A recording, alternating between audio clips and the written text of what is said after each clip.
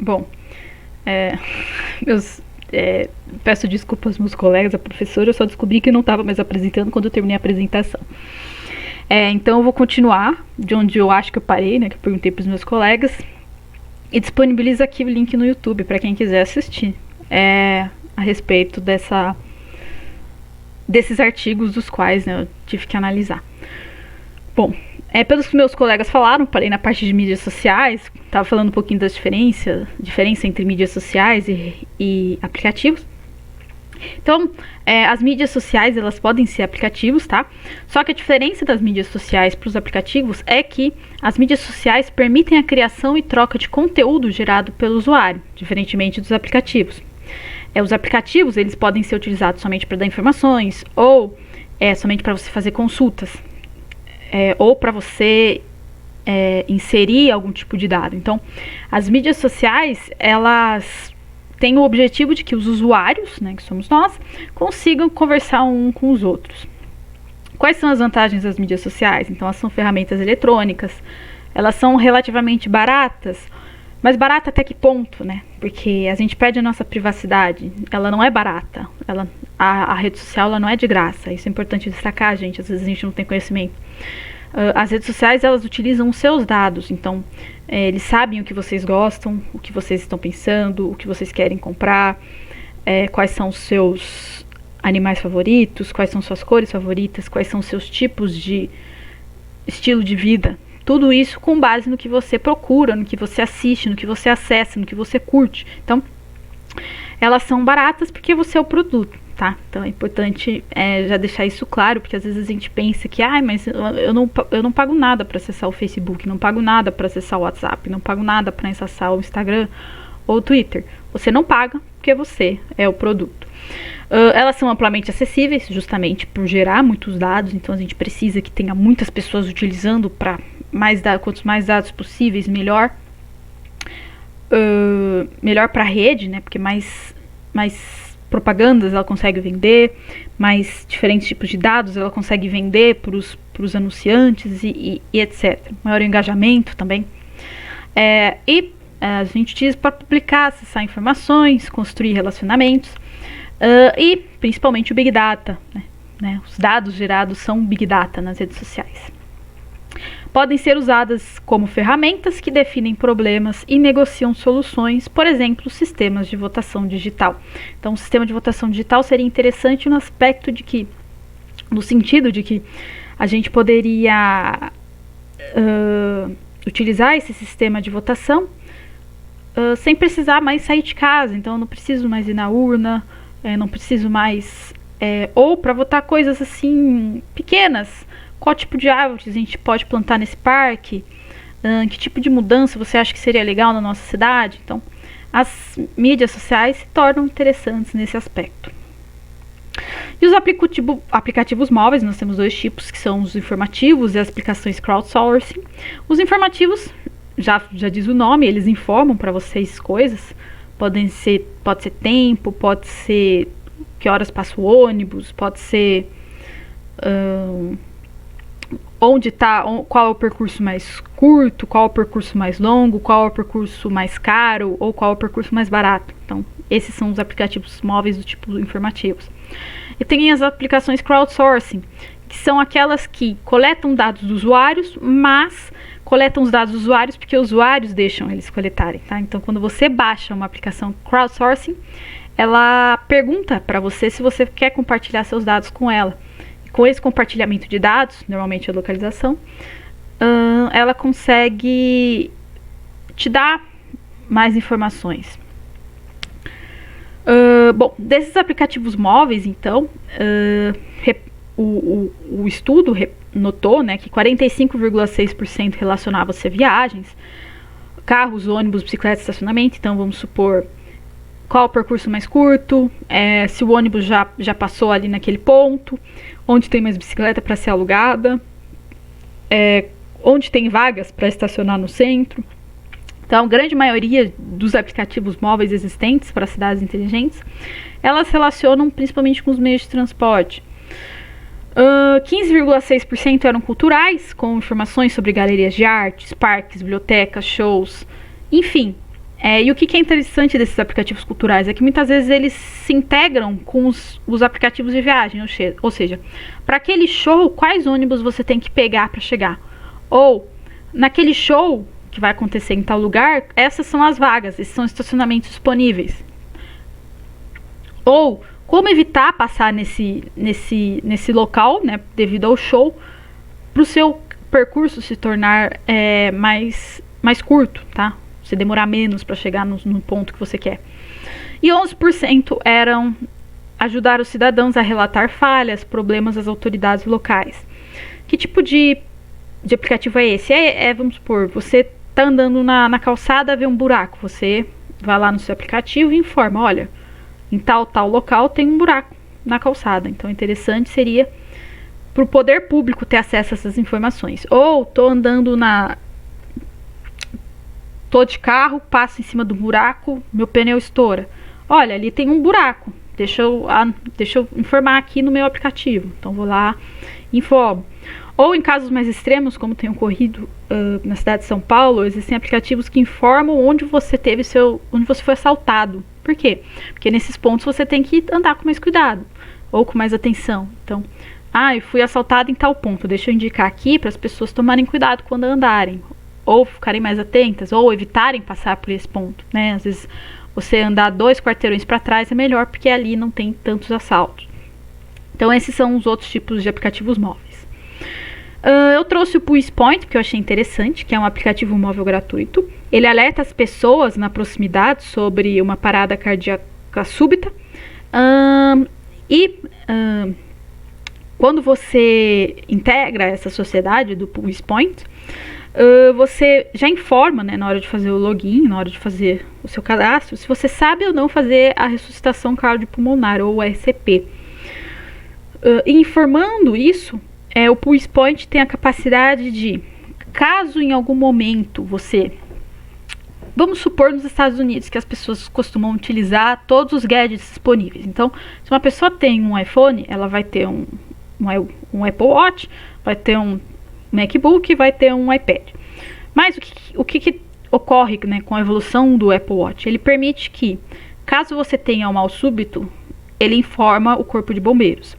E esse Pulse Point, ele também está atrelado ao corpo de bombeiros. Então, se você teve um mal súbito, automaticamente o Pulse Point procura no perímetro mais próximo uma pessoa para já iniciar o RCP. Por quê? Porque aí a chance de você sobreviver numa situação dessa é muito maior quando você, logo no início, já começa a fazer o RCP. Então, ele sabe quais são as pessoas habilitadas e dentro desse perímetro que você tá, né, tá essa pessoa que tá infartando, sei lá, ele pega a pessoa mais próxima e informa, olha, alerta de RCP, por favor, se encaminhe para esse lugar que tem uma pessoa aqui tendo um infarto. E aí essa pessoa que está cadastrada nesse aplicativo vai lá, começa a fazer a manobra, esperando, né, até os bombeiros chegarem. Essa questão dessa pessoa, né, tá ali ou não, pode ser um delimitante de salvar a tua vida ou perder a vida. Então, é por isso que eu trouxe o Pulse Point. Achei interessante, principalmente porque tem relação com cidadãos, né, como eu havia dito anteriormente, as cidades inteligentes são aquelas focadas no cidadão. Bom, aí nós temos os dados abertos. Em todo mundo, muitas cidades têm agora sites de acesso a dados abertos, onde uma variedade de dados relacionados às cidades podem ser baixadas por qualquer pessoa. O Brasil apresenta dados abertos. O que eu mais conheço, que diz respeito à minha área, é o SNIS, que é o Sistema Nacional de Informações sobre Saneamento. E qualquer pessoa pode ir lá, baixar esses dados, processar esses dados e tirar conclusões, ou fazer aplicativos, ou achar soluções. Então, por isso a importância dos dados abertos. Nós temos 165 cidades com dados abertos e eu fiquei impressionada com a pouca quantidade que nós temos em relação à América do Sul, à África e à Ásia. A América do Sul e a África está bem abaixo, né? O que mais me surpreende é a Ásia, né? Porque a América do Sul e a África a gente considera ainda como subdesenvolvidos. Mas uma grande parte da Ásia já é desenvolvida. E a gente viu anteriormente, né, que a maior parte das aplicações, a maior parte das tecnologias para cidades inteligentes se encontram na Ásia. Então, por que tão poucos dados abertos? Acredito que seja por causa da China, né? A China não deve liberar seus dados para os cidadãos por questões de segurança. Então a gente tem ali um regime que a gente não sabe muito bem o que é, se é comunista, se é socialista, se é capitalista de mercado, enfim. E eles não têm interesse em liberar esses dados, né, para as pessoas poderem pesquisar sobre os cidadãos ali. Bom, aí é claro, né, a Europa e a América do Norte bem acima dos outros países. Outros países não, outros continentes. Bom, e aí eu trouxe uma solução, que é o Berlim 3D, que ele desde março de 2015 é dado acesso gratuito para download a modelos de construção em Lodge 2 e terreno digital da cidade de Berlim. O que é interessante, ele oferece modelos tridimensionais em 6 formatos diferentes e também um conjunto de dados pré-montados. Vários distritos de Berlim estão disponíveis para o download e qualquer pessoa, por exemplo, se você quiser ir agora acessar esse site, você consegue fazer o download da cidade de Berlim em 3D.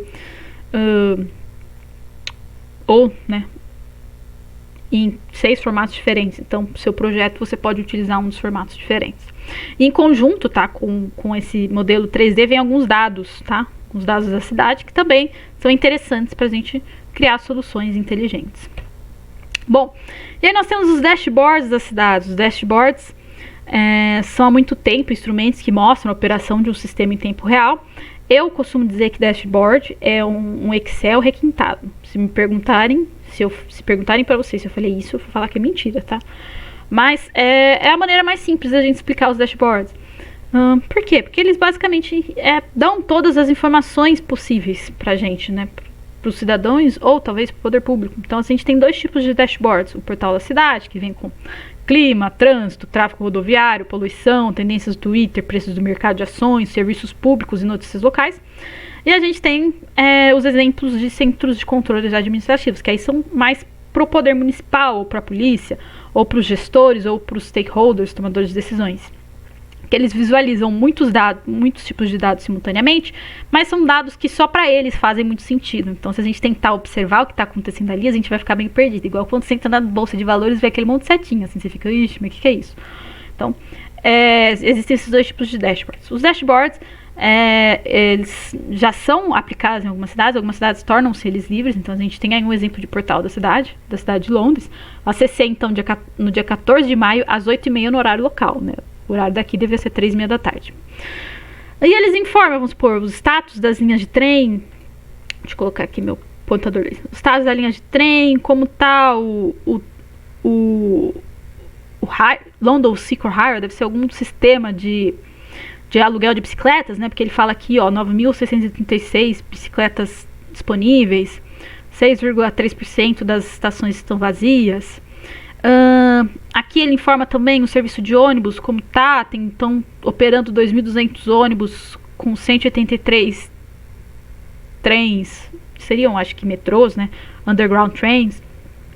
As bicicletas, então quantas bicicletas andaram? Então na Gold Mills Road nós tivemos 3.248 bicicletas ontem. E também ações, né, da Yahoo, né? Informações também sobre ar, da estação, né, mas a gente pode ver que não está sendo update, não está sendo atualizada nos últimos anos, então a gente tem que tomar certo cuidado. E aqui o clima e câmera de tráfego. Se a gente descer aqui ia ter mais opções, mas eu peguei esse print aqui só para mostrar como funciona. Então os dashboards, eles são um meio visual de organizar e interagir os dados, permitindo aos usuários fazer uma busca detalhada, filtrar dados, selecionar o item ou um grupo de dados e recuperar detalhes. Visualizar relacionamentos entre itens, extrair subcoleções e sobrepor e interconectar dados. Então, os dashboards, acho que o principal expoente de dashboards, para a gente compreender um pouquinho melhor, se vocês já tiveram um contato, não sei, mas algum momento vocês vão ter contato, é o Power BI. O Power BI, então, com base em tabelas de Excel, ele constrói esses gráficos, essas tabelas que a gente passa filtros e depois geram novos gráficos. Isso que é o interessante. Essa possibilidade do visual. Bom, e qual a conclusão? A gente estabeleceu alguns conceitos. Os conceitos de soluções tecnológicas, no sentido de que as soluções tecnológicas elas devem incluir todas as partes interessadas da cidade para alcançar um urbanismo inteligente, mas também centrado no ser humano. Então, as soluções tecnológicas têm que utilizar essas tecnologias para alcançar soluções centradas no ser humano. E a definição de inteligência? Então, quando eu desenvolvo um aplicativo inteligente ou uma solução para uma cidade inteligente, eu tenho que estar pensando, eu tenho que responder essas duas perguntas, né? Será que esse aplicativo está melhorando a vida do meu cidadão? Será que eu estou criando melhores espaços de vida para todos, utilizando todos os recursos que eu tenho disponíveis? Então, essas têm que ser as diretrizes que regem as soluções para as cidades inteligentes. E aí nós temos uma necessidade de soluções integradas. Soluções que aumentem a conectividade, sejam capazes de supervisionar a cidade e seus elementos com a ajuda de desenvolvimento tecnológicos, ou seja, com o Building Information System, em conjunto com o City Information Modeling, em conjunto com o IoT, com o Big Data. Então a gente tem o BIM, o SIM, o SIG, o Big Data, o IoT, tudo interconectado, gerando soluções integradas que consigam transformar o nosso ambiente naquilo que ele realmente é, que o ambiente ele é muito dinâmico, ele é muito complexo. Existem situações que a gente não percebe agora, mas que algo ali influencia algo aqui, tá? Então é importante a gente integrar isso para até conseguir enxergar essas relações. E em relação aos cidadãos, algumas observações, como o aumento da demanda sobre os recursos da cidade, com o aumento, né, dessas soluções, a necessidade de uma acessibilidade digital, ou seja, todos os cidadãos vão ter que ter acesso ou a um celular, ou a um computador, ou a um tablet, ou a um smartwatch. Os impactos dessas intervenções tecnológicas na privacidade do cidadão, ou seja, até que ponto eu estou sendo vistoriada, até que ponto eu estou perdendo minha privacidade para que aquelas pessoas tomem decisões por mim. Mas será que eu quero? Realmente quero? Será que eu não quero tomar essas decisões sozinhas? E, é claro, né, a vulnerabilidade dos processos tecnológicos, as muitas intrusões não intencionais e ou maliciosas. Ou seja, eu tenho que saber que, a partir do momento que eu faço essa solução, sempre vai ter aquela pessoa que vai tentar utilizar essa solução de má forma, né? Que vai tentar roubar teus dados, que vai tentar sequestrar essa solução e pedir um resgate. Então, todas essas coisas a gente tem que estar muito atentos. Bom, e aí a gente tem o nosso segundo artigo, que é o planejamento de requisitos de infraestrutura de serviços públicos para cidades inteligentes usando a integração entre BIM e SIG. Então, os dados dizem que 55% da população mundial vive em áreas urbanas, isso em 2018, e que a gente vai ter um aumento da população mundial do ano, né, de 2017 até 2050 de 29%. Ou seja, né, um aumento de 60% da população em áreas urbanas de 2017 até 2050. E o que causa esse aumento? Quais são os fatores? O aumento da população mundial em si, o êxodo rural, ou seja, uma busca por uma melhor qualidade de vida dentro do ambiente urbano. Principalmente esse êxodo rural pode ser observado na China, né, que a gente tinha pequenas comunidades no campo, que os chineses eles observaram um grande crescimento das cidades e migram para esse ambiente. E, é claro, as imigrações de países subdesenvolvidos ou de países em conflitos, né, as pessoas que buscam uma melhor qualidade de vida. E isso traz, né, desafios para a saúde, para o tráfego, um aumento da poluição, um problema na gestão de recursos e uma deterioração da infraestrutura. Esse urbanismo, essa rápida urbanização causa esses desafios. Então, no primeiro momento, o autor ele pega e divide, né, ele faz uma revisão da literatura para estabelecer a importância do modelo que ele cria. Então, o que a gente tem? A gente tem, então, o poder, né, os governantes, que eles querem criar cidades que sejam mais inteligentes e sustentáveis. Mas o que eles muitas vezes não observam é a capacidade do BIM de transformar isso. O BIM ele normalmente é utilizado para soluções verticais. Por quê? Porque ele tem essa limitação, né, horizontal. Entretanto, se eu pego o BIM e junto ele com outra ferramenta que permita essa expansão vertical, os dois se tornam uma plataforma muito interessante, uma solução muito inteligente. E é assim que surgiu a ideia por trás desse trabalho.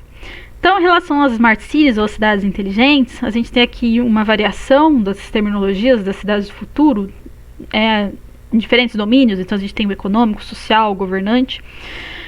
Cidades verdes, cidades sustentáveis, cidades jardim, cidades justas, cidades bem conduzidas, cidades produtivas, cidades inovadoras, enfim, tudo isso.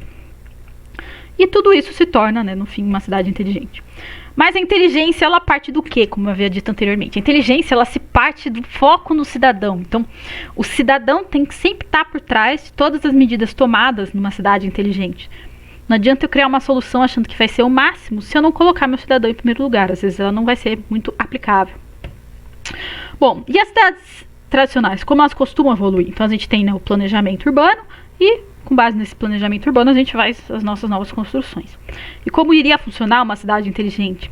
Então a gente tem os stakeholders, que são os tomadores de decisões, que avaliam aspectos da nossa cidade. Aspectos de educação, transporte, meio ambiente, saúde. E aí eles tomam suas decisões, tornando as cidades inteligentes. E o BIM, ele é uma plataforma que permite esse tipo de pensamento.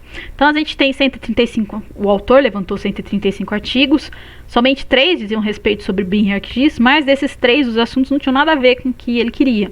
Um era sobre gestão da cadeia de suprimentos na construção, outro sobre avaliação de segurança rodoviária e outro sobre otimização da localização de torres de guindaste. Ou seja, né, 0 artigos sobre BIM mais cidades inteligentes ou BIM mais gestão de cidades. Uma lacuna de pesquisa. Então, a partir dessa lacuna de pesquisa, ele demonstrou a importância do estudo dele. Então, como ia funcionar o estudo? Bom, a gente então tem os nossos engenheiros, nossos tomadores de decisões, nossos governantes, e utilizando o BIM, eles conseguem projetar, planejar, simular diferentes cenários. E com base nesses cenários, ele consegue estabelecer qual é o melhor, ou seja, como tomar uma decisão melhor, né? Aqui é melhor a gente urbanizar de qual maneira? Comercial, industrial, residencial, um misto, só residencial e comercial, só residencial e industrial, com base nos recursos que eu tenho e com base também em fatores que podem ser topográficos, ou podem ser de locomoção, né? Quanto vai custar para fazer uma nova, sei lá, uma nova linha de trem, uma nova linha de metrô? Vai ficar muito caro? Será que não vale mais a pena eu fazer esse projeto em outro lugar? Então, essa é a possibilidade que o BIM dá pra gente. Bom, e os objetivos da pesquisa é justamente desenvolver uma estrutura que auxilie na previsão, cálculo e visualização de informações de uso do solo e seus respectivos padrões de consumo de recursos hídricos e elétricos, além da capacidade do sistema de esgotamento sanitário. Então, ele avalia esse consumo de água, energia e como está o sistema sanitário. Por fim, como a mudança no uso no solo ou no esquema de desenvolvimento, então, eu simular esses diferentes cenários, afetam, né, como eles vão afetar as demandas desses serviços. Então, se eu mudar algum tipo de urbanização, como é que vai ficar o meu serviço? Será que ele vai aguentar? Será que ele não vai aguentar? Como que eu faço para ele operar da melhor maneira possível? Bom, então o framework ele tinha como objetivo, né, no fim, né, ele conseguiu obter, né, um auxílio para o desenvolvimento de uma cidade mais sustentável e mais inteligente. E qual foi a metodologia de pesquisa? Então ele tinha 6 regras, todo modelo tem regras, tá? E essas 6 regras envolviam, primeiro, abranger áreas de terrenos desenvolvidos, subdesenvolvidos e não desenvolvidos na cidade. Então ele tinha que abranger tudo, não só aquilo que já está em construção ou que já foi construído. Ele tinha que compreender quaisquer alterações nos dados fornecidos e refletir automaticamente seus impactos nas métricas demonstradas. Ou seja, os meus gráficos têm que mudar com base nos dados que mudam. Ele tinha que ter a capacidade de ser implementado em várias cidades, não somente na cidade em estudo. Ele tinha que representar as projeções de consumo de todos os recursos considerados e dentro de diferentes cenários de desenvolvimento. Essa representação veio por meio de gráficos. Ele tinha que ser flexível o suficiente para acomodar várias opções de desenvolvimento e uso de terra e apresentar diretamente o impacto das mudanças. E, por fim, ele tinha que lidar com as escalas locais e da cidade de forma coerente. Então, a gente estabeleceu um sistema de divisão da cidade, é o Land Breakdown Structure, que a gente tem a cidade, os distritos, seriam os terrenos, ou as terras, e os plots. Os plots, então, são a menor unidade possível de medida. Então, coordenar os modelos BIM de edifícios desenvolvidos em seus respectivos terrenos de distrito. essa divisão ocorreu para que eu consiga estabelecer os diferentes plots nessa minha cidade, nesse meu distrito, nesse meu terreno. E ele serve como base para o cronograma de desenvolvimento da cidade. E também auxilia os planejadores da cidade a visualizar e simular um distrito ou terreno específico na área alvo que pode exigir certa atenção em executar vários cenários. Então, se eu quiser determinar qual vai ser o tipo de urbanização ali ocorrida, eu consigo através dessa divisão de terrenos. Bom, então aqui a gente tem um exemplo, né, que a gente tem que fazer esse modelo, modelar esse terreno, esse plot no BIM, independente de em qual momento ele está no seu ciclo de vida. Se ele ainda não aconteceu, se ele está acontecendo ou se ele já aconteceu. E como que eu vou fazer isso, Bruna, em algo que nem existe ainda? Bom, você não consegue estabelecer como vai ser, mas você consegue estabelecer os melhores parâmetros para que nunca falte energia elétrica, nunca falte água e nunca falte coleta de esgoto. Então esse é o objetivo do nosso modelo BIM. E a partir dessa modelagem, ele vai pegar essas estruturas verticais e vai começar a alocar esses pontos dentro do mapa, do SIG, né? De uma plataforma SIG, né? Como mostrado a seguir. Então, eu loco esses modelos BIM dentro da minha estrutura SIG para saber onde fica cada uma. Bom, e em paralelo com isso, eu tenho um banco de dados externo. Nesse banco de dados externo, eu vou usar o quê? Dados urbanos, ou seja, dados desses modelos BIM, e mais dados que estão além desse modelo BIM, e dados do terreno, topografia, recursos, se ali tem vegetação, qual tipo de vegetação, qual tipo de solo, se ali passa um rio, não passa. Então eu nutro, né, eu incluo no meu banco de dados externo essas duas informações.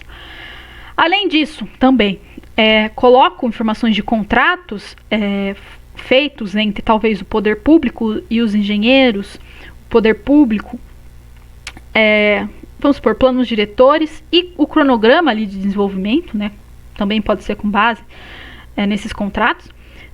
E derivo, a partir disso, informações sobre o consumo de energia elétrica que ele vai ocorrer, de esgotamento sanitário, do consumo de água e principalmente o número de habitantes, né?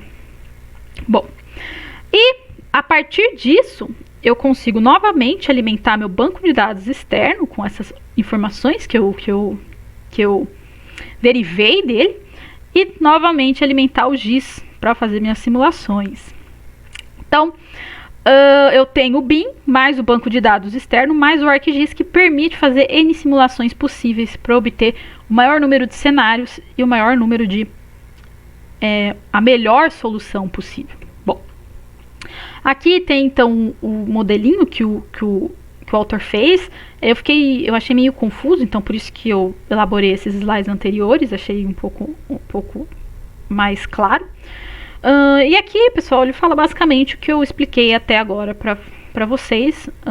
Coloquei mais para ficar com a consciência limpa. Bom, e aí a gente tem o modelo que eu considerei meio correto. Por quê?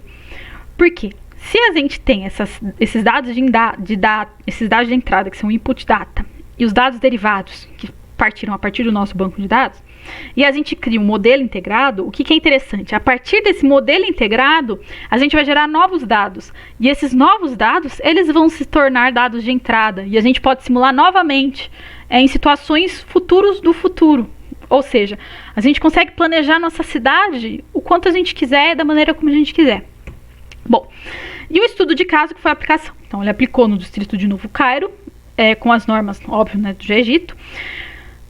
E ele fez em diversos passos. Então, no primeiro passo, ele originou a LBS, depois desenvolveu o modelo BIM para as estruturas construídas, em construção e ainda não construídas. Então, elaborou o modelo BIM para os diferentes plots. Então, tá aqui. Então, a gente tinha 5 terrenos. E aqui, né, essas duas partes eram, na verdade, essa parte, né, e essa parte ainda não tinham sido desenvolvidas, elas estavam em desenvolvimento. Bom, depois, esses modelos que ele criou são vinculados às suas respectivas localizações no mapa SIG.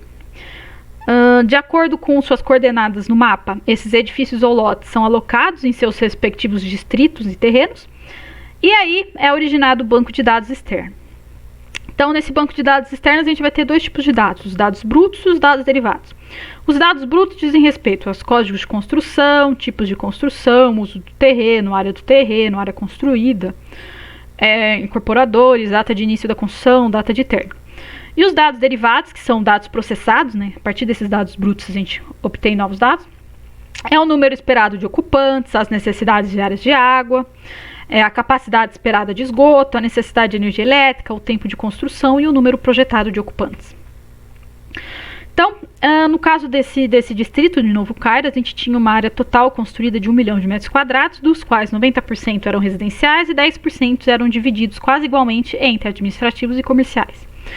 E tinha uma área, né, de edifícios em desenvolvimento, com uma previsão, né, de cerca de 40 mil ocupantes depois de estabelecido.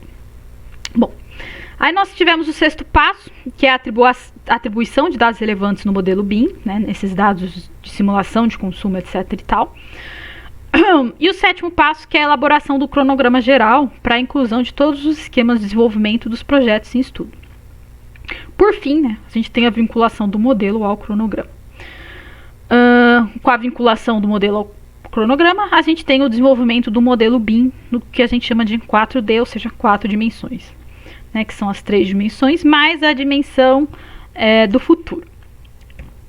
Bom, aqui em roxo a gente tinha os edifícios residenciais, em amarelo são os edifícios administrativos e em vermelho os edifícios comerciais, como a gente havia dito anteriormente. Essa parte aqui, né, do terreno ainda estava em construção, né, ainda estava em desenvolvimento, então por enquanto não tem nada, ele é assim originalmente. E aqui está como está o consumo dessas diferentes regiões, desses diferentes plots.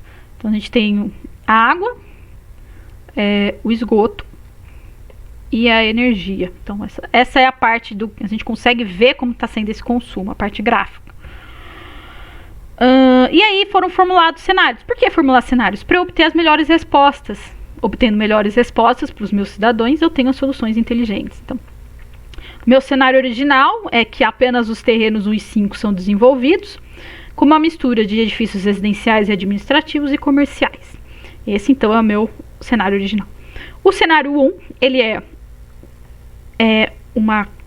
ele pega esse cenário original, acrescenta no terreno 3 um desenvolvimento e implementa uma mudança no cronograma de desenvolvimento. Então, aqui a gente tem como que era originalmente e como ficou depois, tá? Então, essa parte, além de 3, ela foi desenvolvida. No caso, ela não é desenvolvida, tá? Isso aqui é um plot dela, de como ela deve ser desenvolvida.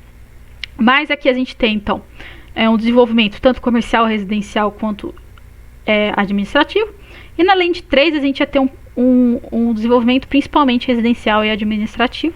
E acrescentar o cronograma que foi mudado.